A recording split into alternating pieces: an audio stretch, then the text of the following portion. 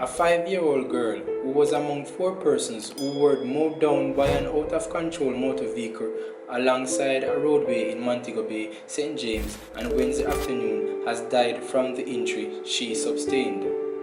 The deceased has been identified as Shanika McDonald, a flanker St. James address.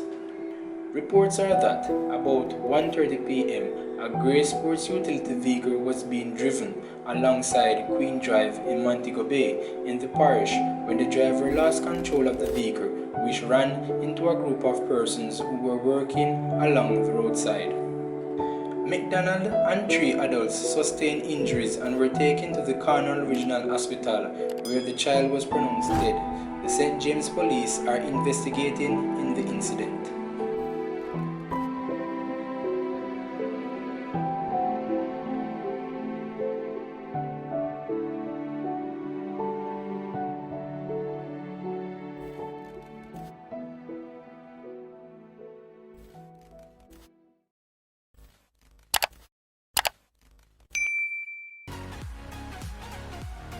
Welcome again, people.